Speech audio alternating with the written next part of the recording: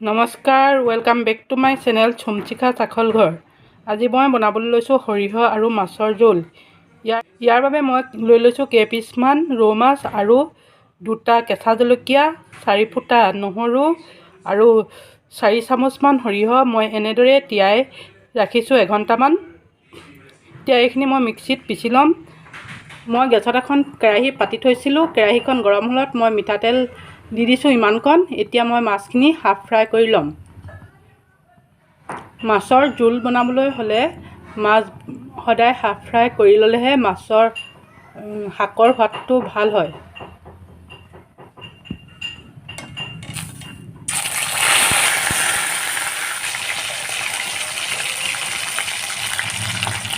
হালধি দিছোঁ আধা চামুচ,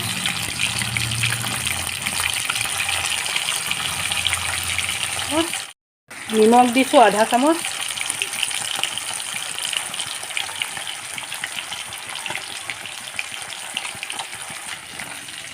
দুই মিনিটমান ভজাৰ পিছত মই মাছখিনি লুটিয়াই দিওঁ।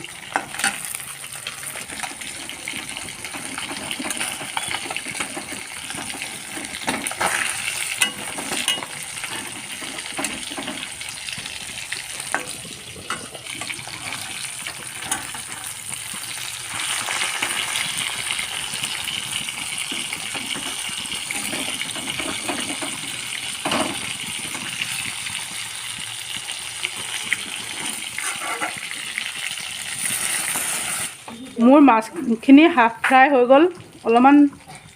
মাছটো অলপমান বেছিয়ে ভজা হ'ল, ইয়াতকৈ অলপ কমকৈ ভাজি ল'ব লাগে। এতিয়া মই এই সৰিয়হখিনি পানীৰ লগত এনেদৰে পানীৰ লগত মিক্স কৰি লৈ ইয়াত দি দিম। পানী আৰু অলপ দিব লাগিব।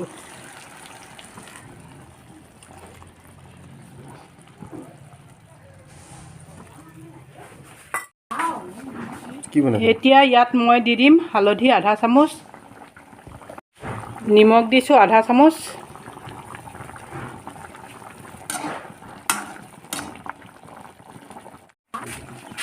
কেঁচা জলকীয়া 2টা এনেদৰে ফালি দি দিছোঁ।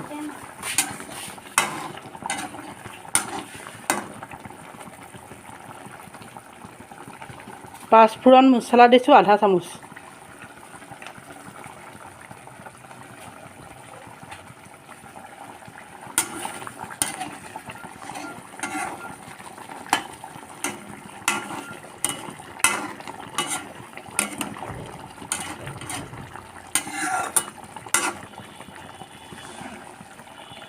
এতিয়া ঢাকনি এখন দি দিছোঁ।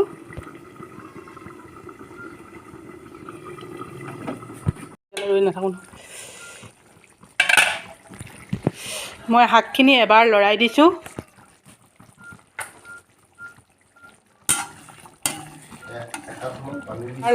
আৰু এইদৰে উতলি থাকোঁতে মই ইয়াত এনেদৰে 3 ফুটা নহৰু থেতেলিয়াই লৈ দি দিছোঁ।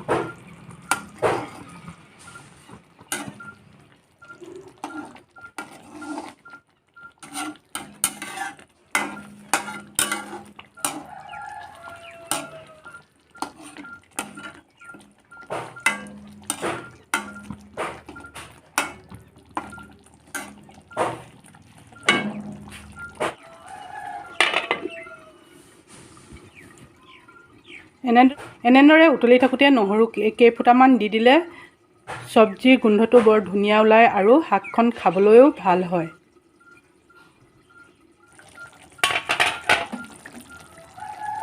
দেখিছেনে চব্জিৰ কালাৰটো কিমান ধুনীয়া হৈছে। এতিয়া মই ইয়াত মান ধনিয়া কেইখিলামান এনেদৰে কাটি লৈ দি দিছোঁ।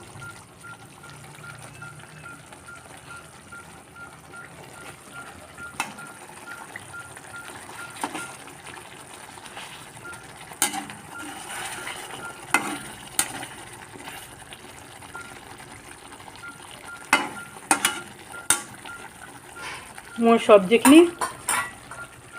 চব্জিখিনি হৈ গ'ল। গেছটো অফ কৰি দিছোঁ মই।